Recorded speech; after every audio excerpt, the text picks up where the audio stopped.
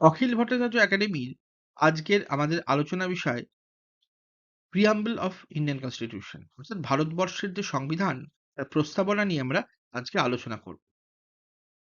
এই বিষয়টি সমস্ত স্তরে অর্থাৎ UG, PG, UGC NET, UPSC সহ 11-12 যারা পড়াশোনা করছে বা সিবিএসই বোর্ডে বা সেন্ট্রাল বোর্ডে যাদের সিভিক্স রয়েছে সেইখানেও কিন্তু এই টপিকটি অত্যন্ত গুরুত্বপূর্ণ রয়েছে এবং এটাকে খুব গুরুত্ব দিয়ে পড়ানো হয়। এবং আগামী সপ্তাহ থেকে আমাদের সপ্তাহে ৩ টে করে ভিডিও আসছে।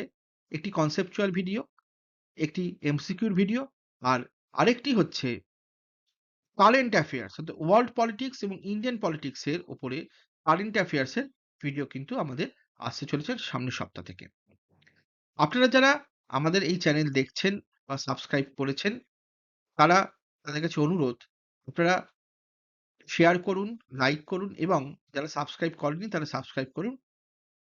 যাতে করে আমরা আরো ভালো, ভালো রাষ্ট্রবিজ্ঞানের বিষয় বা পলিটিক্যাল সায়েন্স এর উপরে লেকচার ভিডিও, এমসিকিউ ভিডিও বা কারেন্ট অ্যাফেয়ার্স এর ভিডিও নিয়ে আসতে পারি।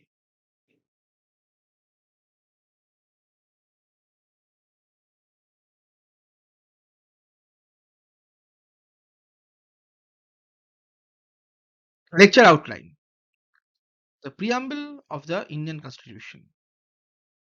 Second, ingredients of the preamble. Third, nature of the Indian state.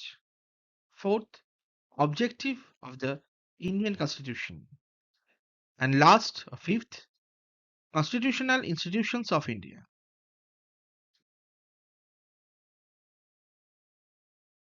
Preamble of Indian constitution অর্থাৎ ভারতের সংবিধানের যে প্রস্তাবনা। ভারতের সংবিধানের প্রস্তাবনায় ভারতকে একটি সার্বভৌম, সমাজতান্ত্রিক, ধর্মনিরপেক্ষ, গণতান্ত্রিক এবং প্রজাতান্ত্রিক রাষ্ট্র হিসেবে গড়ে তোলার কথা বলা হয়েছে। এর পাশাপাশি আমরা আরো যদি দেখি সেখানে বলা হচ্ছে যে জাস্টিস। কেন জাস্টিস বলছে? কাদের জাস্টিস? ভারতের যে জনগণ তাদের জাস্টিস অর্থাৎ সংবিধান ভারতবর্ষের জনগণের জাস্টিস কোথায়? সোশ্যাল, ইকোনমিক অ্যান্ড পলিটিক্যাল অর্থাৎ সামাজিক, অর্থনৈতিক এবং রাজনৈতিক দিক থেকে যে ন্যায় সেটি সেই ন্যায়কে সংরক্ষণ করবে এবং সিকিউর করবে। এছাড়া কি করবে? Liberty of thought, expression, believe, faith and worship এইগুলোর ক্ষেত্রে স্বাধীনতা সিকিউর করবে অর্থাৎ স্বাধীনতাকে রক্ষা করবে। তারপর কি বলছে? Equality of status and opportunity তার মানে কি? সুযোগ সুবিধা এবং স্ট্যাটাসের ক্ষেত্রে সাম্য প্রতিষ্ঠিত হবে এবং সাম্যকে সিকিউর করা হবে এবং এটি সবার জন্য প্রমোট করা হবে। সমস্ত নাগরিকের জন্য প্রমোট করা ভারতীয় সিটিজেন যারা তাদের জন্য প্রমোট করা হবে। এরপরে কি বলছে? ফ্রেটার্নিটি অর্থাৎ সৌভ্রাতৃত্ব এবং সৌভ্রাতৃত্বও কিন্তু আমরা সারা নাগরিকদের জন্য প্রমোট করব এবং ভারতের যে ইউনিটি, ইন্টিগ্রিটি সেটাকে আমরা সিকিউর করব বা রক্ষা করব। এবং আমাদের যে সংবিধান আমরা জানি যে আমাদের গণপরিষদে সংবিধান রচিত হয় এবং এই সংবিধান ২৬শে নভেম্বর ১৯৪৯ সালে এই সংবিধান আমাদের গণপরিষদে গৃহীত হয়। খসড়া সংবিধান আমাদের গণপরিষদে গৃহীত হয় এবং আমাদের এই সংবিধান ১৯৫০ সালের ২৬শে জানুয়ারি কার্যকর করা হয়। তাহলে মোটামুটিভাবে আমরা প্রিয়াম্বলটি আমরা বুঝতে পারলাম এবং প্রিয়াম্বলের ডিটেইলে এবার আমরা যাব।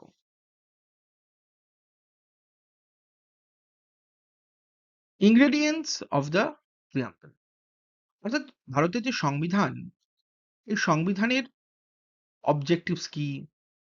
ভারত রাষ্ট্রের নেচার কি? বা এই সংবিধান সোর্স অফ অথরিটি কি? এই জিনিসগুলোই কিন্তু আমাদের প্রিয়াম্বলে রয়েছে। তাহলে এই প্রিয়াম্বলে যে জিনিসগুলো রয়েছে তাকে আমরা ইনগ্রেডিয়েন্টস বলতে পারি অফ দ্য প্রিয়াম্বল। সেগুলো কি? কোথা থেকে এসেছে? Source of authority of the constitution অর্থাৎ ভারতের যে সংবিধান, সংবিধানের সোর্স অফ অথরিটিটা কে? ভারতের সংবিধানের সোর্স অফ অথরিটি হচ্ছে ভারতের জনগণ, পিপল অফ ইন্ডিয়া। সেখানে প্রথমেই রয়েছে we the people of India. তারপরে কি বলছে? নেচার অফ ইন্ডিয়ান স্টেট অর্থাৎ ভারতের যে রাষ্ট্র, ভারত রাষ্ট্র, এই ভারত রাষ্ট্রের প্রকৃতি কি? কি ধরনের রাষ্ট্র?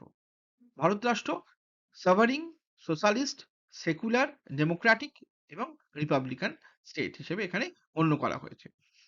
সার্বভৌম, সমাজতান্ত্রিক, ধর্মনিরপেক্ষ, গণতান্ত্রিক এবং প্রজাতান্ত্রিক রাষ্ট্র।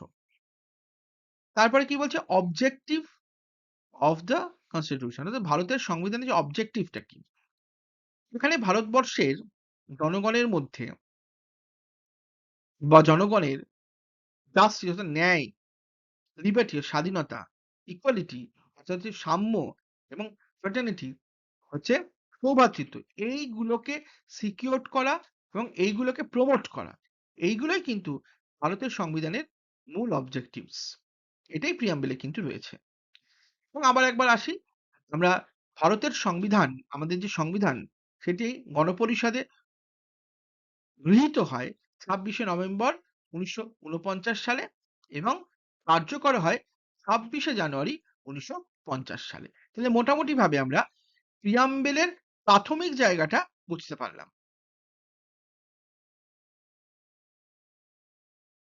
Nature of the Indian state, অর্থাৎ এখানে বলা হচ্ছে যে ভারতবর্ষের যে সংবিধান, সেখানে ভারতকে সার্বভৌম, সমাজতান্ত্রিক, ধর্মনিরপেক্ষ, গণতান্ত্রিক এবং প্রজাতান্ত্রিক রাষ্ট্র হিসেবে বিবেচনা করেছেন। তো প্রথমেই আমরা দেখি যে ভারতকে সার্বভৌম বলে ঘোষণা করা হয়েছে। কেন? ভারত একটি স্বাধীন রাষ্ট্র এবং সার্বভৌম রাষ্ট্র।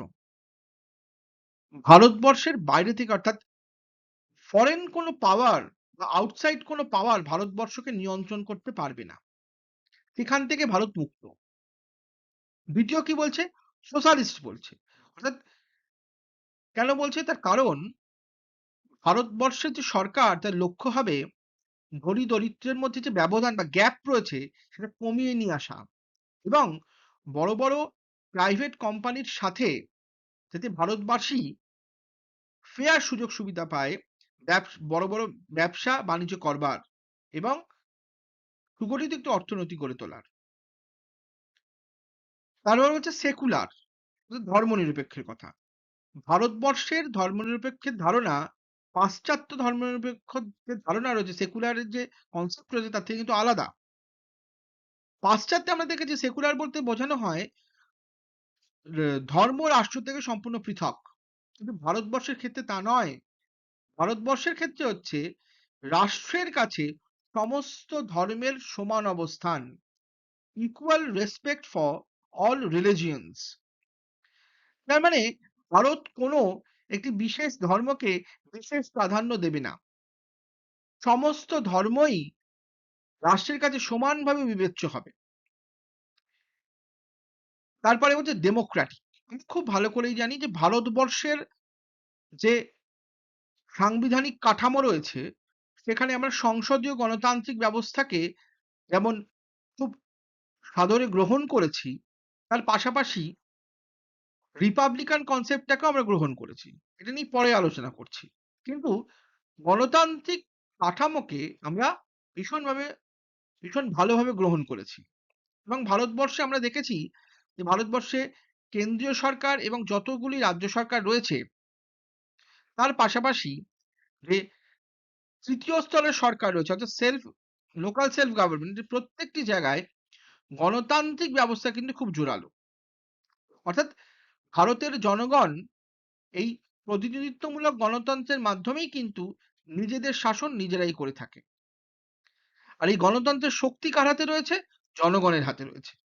এবং প্রত্যেকটি নির্দিষ্ট সময় অন্তর একটি ফ্রি ইলেকশন করার জন্য ভারতীয় সংবিধান কিন্তু এই গণতন্ত্রকে ধরে রাখার জন্য একটি ইলেকশন কমিশন অফ ইন্ডিয়া এবং রাজ্যে স্টেট ইলেকশন কমিশন তৈরির কথা কিন্তু বলেছে।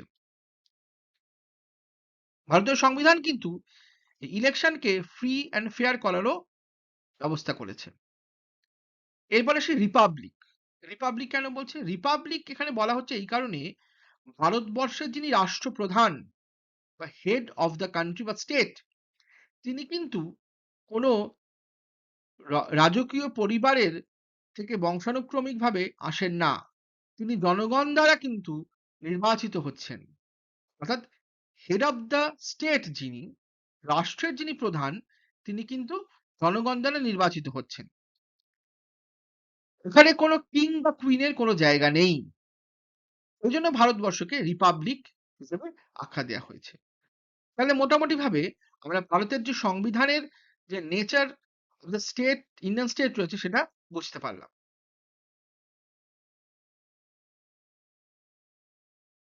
অবজেক্টিভ অফ দ্য কনস্টিটিউশন, অর্থাৎ ভারতবর্ষের যে সংবিধান সেখানকার অবজেক্টিভস গুলো কি? প্রথমেই আসি জাস্টিসের ক্ষেত্রে। অর্থাৎ ভারতের ক্ষেত্রে বলা হয়েছে যে ভারতবর্ষের ন্যায় প্রতিষ্ঠার কথা বলা হয়েছে। কি কি দিক থেকে ন্যায় প্রতিষ্ঠা? Social, economic and political. Social মানে অর্থাৎ ভারতের সমস্ত জনগণের ক্ষেত্রে সামাজিক ন্যায় প্রতিষ্ঠার কথা বলা হয়েছে। পাশাপাশি অর্থনৈতিক দিক থেকে অর্থাৎ এই যে রিসোর্স ডিস্ট্রিবিউশন বা ওয়েলথ ডিস্ট্রিবিউশনের ক্ষেত্রেও কিন্তু একটি ফেয়ার ডিস্ট্রিবিউশনের কথা বলা হয়েছে। তারপরে কি বলছে? তারপরে বলছে যে পলিটিক্যাল, অর্থাৎ প্রত্যেক জনগণের অধিকার রয়েছে যে গভর্নমেন্টাল মেশিনারিতে পার্টিসিপেট করা। এইভাবে পলিটিক্যালি, ইকোনমিক্যালি এবং সোশ্যালি জাস্টিস প্রতিষ্ঠার কথা কিন্তু ভারতবর্ষের সংবিধানে বলা হয়েছে। এরপরে আমরা আসি লিবার্টি অর্থাৎ স্বাধীনতার কথা। ভারতবর্ষের জনগণের ক্ষেত্রে যদি বলা হয়েছে যে চিন্তার ক্ষেত্রে স্বাধীনতা, মত প্রকাশের ক্ষেত্রে স্বাধীনতা, বিশ্বাসের ক্ষেত্রে স্বাধীনতা এবং উপাসনার ক্ষেত্রে স্বাধীনতার কথা বলা হয়েছে। অর্থাৎ ব্যক্তি জীবনের প্রায় সমস্ত ক্ষেত্রেই স্বাধীনতা প্রতিষ্ঠার কথা বলা হয়েছে। এবার হচ্ছে ইকুয়ালিটি অর্থাৎ সাম্য। ভারতবর্ষের যে ব্যক্তি যে সোশ্যাল স্ট্যাটাস সেখানে সাম্য প্রতিষ্ঠার কথা বলা হয়েছে। এর পাশাপাশি আমরা দেখব যে রাষ্ট্র কর্তৃক যে বিভিন্ন ধরনের অপরচুনিটিস গুলো থাকে সেখানেও সাম্য থাকবে। কোনো বিশেষ কমিউনিটির জন্য বা কোনো বিশেষ ব্যবস্থা করার কথা বলা হয়নি।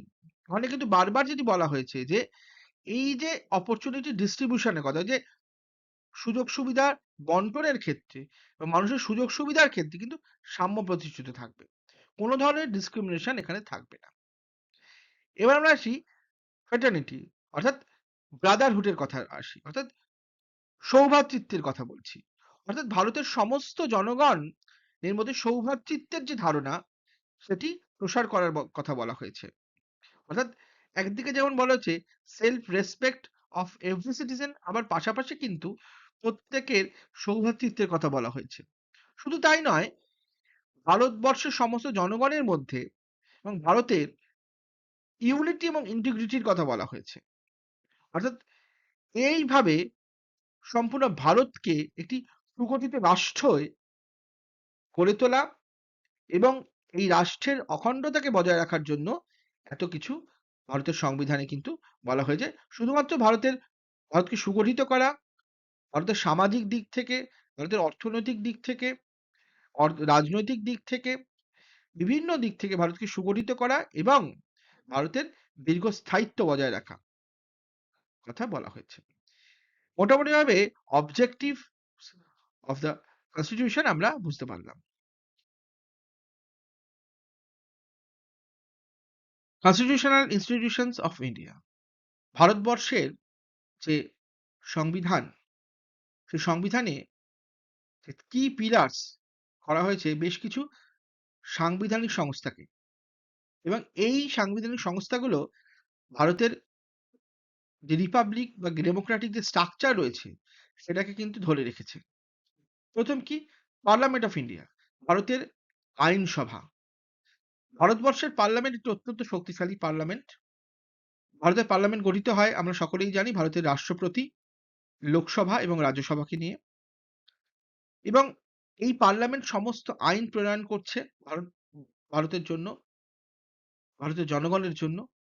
দ্বিতীয় কি? সুপ্রিম কোর্ট অফ ইন্ডিয়া, অর্থাৎ ভারতবর্ষের যে বিচার ব্যবস্থা রয়েছে তার মাথায় বসে রয়েছে কি? Supreme court. সর্বোচ্চ ধর্মাধিকরণ বা সর্বোচ্চ ন্যায়ালয়। এবং প্রত্যেকটি রাজ্যে একটি করে কিন্তু হাইকোর্ট রয়েছে। এবং ভারতের সুপ্রিম কোর্ট হচ্ছে ভারতের সংবিধানের গার্জিয়ান এবং ভারতের জনগণের যে ফান্ডামেন্টাল রাইটস অর্থাৎ মৌলিক অধিকার তার সংরক্ষক। এরপরে আমরা আসি ইলেকশন কমিশন অফ ইন্ডিয়া।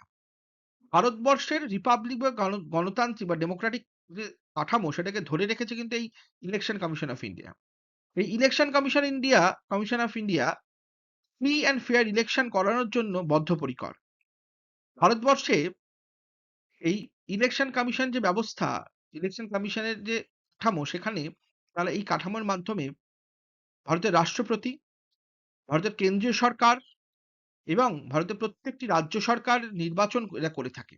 শুধু তাই নয়, 73rd, 74th অ্যামেন্ডমেন্টের মাধ্যমে আমরা কিন্তু ভারতের সংবিধানে দেখেছি যে স্থানীয় স্বায়ত্তশাসনমূলক সরকার অর্থাৎ লোকাল সেলফ গভর্নমেন্টের যে কাঠামো রয়েছে সেইগুলোতে যেন সঠিক নির্বাচন হয়, ফ্রি অ্যান্ড ফেয়ার ইলেকশন হয়, তার জন্যও কিন্তু স্টেট ইলেকশন কমিশন গঠনের কথা বারবার বলা হয়েছে এবং স্টেট ইলেকশন কমিশন গঠন করা হয়েছে। প্রত্যেকটি স্টেটে একটি করে স্টেট ইলেকশন কমিশন। ফলে গণতন্ত্রকে ধরে রাখতে গেলে নির্বাচন একটি অত্যন্ত গুরুত্বপূর্ণ বিষয় এবং তাকে যথেষ্ট মর্যাদা দিয়ে এই ইলেকশন কমিশন তৈরি করা হয়েছে। এবার আমরা আসি controller controller and auditor general এর কথায় অর্থাৎ ক্যাগ এর কথা। এই ক্যাগ এর কাজ কি? ক্যাগ এর কাজ হচ্ছে গভর্নমেন্টের স্পেন্ডিং এবং পারফরম্যান্স কে অডিট করা। এই যে সরকারের যে অর্থ ব্যয় হচ্ছে, জনগণের যে অর্থ আমরা মানে সরকারের অর্থ মানে তো পাবলিক মানি। এই পাবলিক মানি যখন ব্যয় হচ্ছে এবং এর মাধ্যমে বিভিন্ন ধরনের কাজ হচ্ছে, সেই গুলো সঠিকভাবে হচ্ছে কিনা সেটাকে রিভিউ করা এবং অ্যাকাউন্টেবিলিটি টাকে প্রমোট করা। এটাই কিন্তু ক্যাগের মূল কাজ। তার মানে এই ৪ টে প্রতিষ্ঠান অর্থাৎ সাংবিধানিক প্রতিষ্ঠান ভারতের যে গণতান্ত্রিক কাঠামো রয়েছে বা রাষ্ট্রীয় কাঠামো রয়েছে তাকে কিন্তু সুগঠিত করছে এবং ধরে রেখেছে।